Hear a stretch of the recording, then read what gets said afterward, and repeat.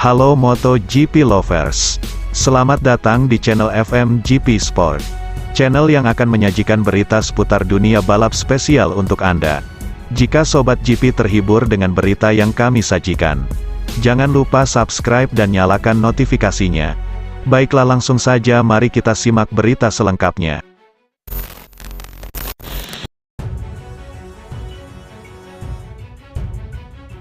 Ajang balapan terpopuler di dunia kembali menyambangi publik Eropa, tepatnya di sirkuit Red Bull Ring Austria.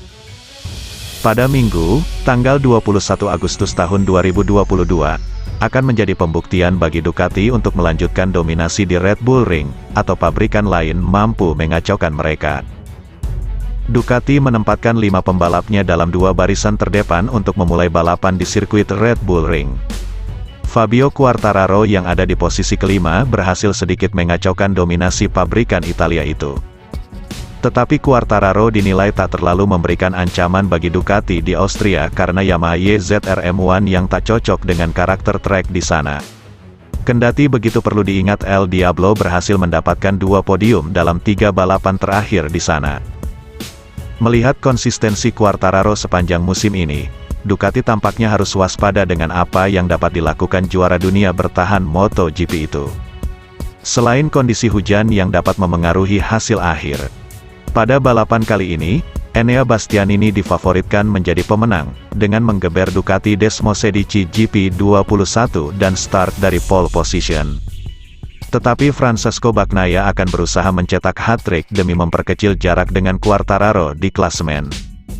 Meski Bastianini memiliki motor yang lebih sempurna, Bagnaia memiliki manajemen balap yang lebih baik saat ini. Setelah beberapa kesalahan dan insiden sepanjang musim ini, Pecco juga memiliki pemikiran yang lebih matang. Menghadapi sisa balapan musim ini, beban Bagnaia setidaknya tidak terlalu berat, ketimbang Quartararo yang berjuang sendirian, atau Espargaro yang berharap tumit kakinya segera pulih sepenuhnya. Ada 8 motor Ducati di grid, itu berarti Bagnaia mungkin bisa mengharapkan penunggang Desmosedici GP lainnya mengganggu Quartararo dan Espargaro. Namun situasi ini juga berpotensi merugikan Bagnaia. Pasalnya Pecco harus melawan rekan semasa pembalap, yang sama-sama didukung pabrikan Borgo Panigale. Pembalap Ducati lainnya, seperti Jorge Martin dan Jack Miller, juga patut diperhitungkan setelah memperlihatkan kekuatan mereka pada balapan sebelumnya di Silverstone. Mereka juga memiliki misi masing-masing dalam balapan kali ini.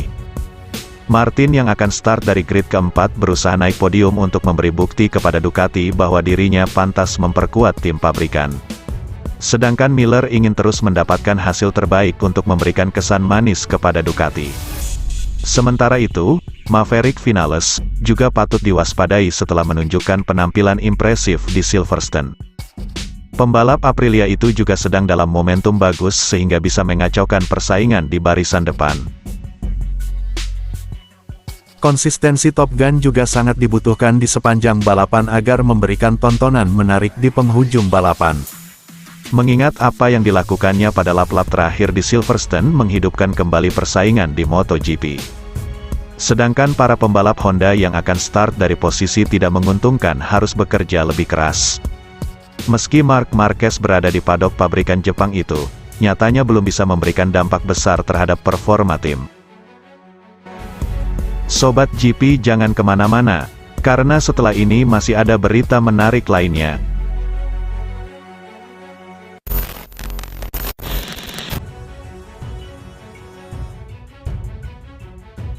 Delapan kali juara dunia, Marc Marquez menegaskan tak akan menunggu kondisi fisiknya bugar 100% untuk kembali balapan MotoGP. Pembalap Honda itu memutuskan absen usai berlomba di Mugello karena harus menjalani operasi keempat, guna menyembuhkan lengan kanan yang cedera parah saat kecelakaan di Jerez musim 2020. Operasi berlokasi di Mayo Clinic, Amerika Serikat, berjalan sukses. Marquez telah 2 kali menjalani pemeriksaan medis lanjutan. Sejauh ini hasilnya menunjukkan perkembangan yang positif. Akhir pekan ini Marquez terbang ke Austria untuk bertemu dengan para anggota tim. Kehadirannya juga demi membantu skuad yang sedang dilanda keterpurukan dan kesulitan mengembangkan RC213V. Memang benar 6 minggu pertama sejak operasi, saya tidak menggerakkan lengan saya. Tuturnya, 6 minggu pertama, para dokter dan saya sepenuhnya setuju, memilih cara yang konservatif. Dengan cara mereka mencoba untuk mengurus semua hal. Dan jika kami perlu mengambil 1 minggu lagi untuk pulih, maka itu lebih baik daripada menjadi terlalu optimistis. 6 minggu pertama saya benar-benar tidak aktif. Kemudian 2 minggu berikutnya saya mulai menggerakkan lengan saya dengan fisio. Sejak saat itu selama 4 minggu terakhir lengan saya mulai elastis. Sekarang saya mulai menambah sedikit beban dalam latihan saya. Tetapi sampai minggu depan ketika saya memeriksakan diri ke dokter, itulah saat mereka akan memutuskan apakah saya diizinkan untuk mendorong lebih banyak atau tidak. Dan jika mereka mengizinkan saya untuk mendorong lebih banyak, saat itulah kami akan membuat rencana dan kami akan segera mengerti kapan saya akan kembali. Perihal kehadirannya di paddock MotoGP Austria, Marquez mengungkapkan bahwa dirinya merasa terlalu lama menjauh dari tim. Seperti yang diketahui, pabrikan berlogo sayap tunggal itu tampil buruk sejauh ini. Membuka musim 2022 dengan keberhasilan podium ketiga di Qatar, namun babak belur seiring dimulainya kejuaraan dunia Grand Prix. Honda bahkan gagal mendulang 1 poin pun saat menyambangi Sachsenring. Kali terakhir skuad tidak merebut poin kelas utama terjadi pada 1982 silam, tepatnya di GP Prancis yang menjadi balapan ketiga musim tersebut.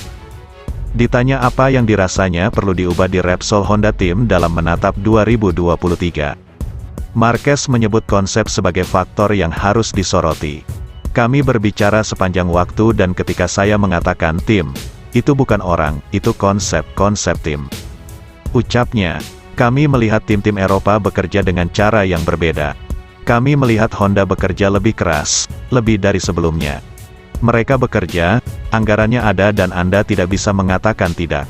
Anda tidak melakukan apa-apa, mereka sedang bekerja. Tetapi ketika saya melihat perubahan dalam tim, itu adalah konsep, koordinasi, mencoba menemukan jalan. Saya bukan orang yang mengatakan, inilah jalannya, karena Honda adalah merek yang telah memenangi lebih banyak gelar di dunia.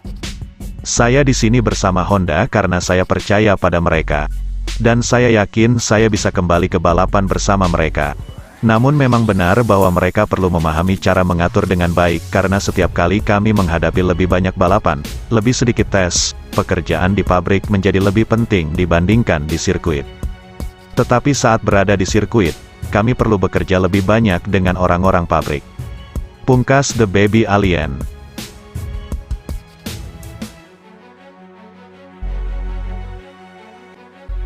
Terima kasih sudah setia di channel ini. Nantikan ulasan-ulasan menarik lainnya dari channel FMGP. Jangan lupa tinggalkan subscribe-nya dan sampai jumpa.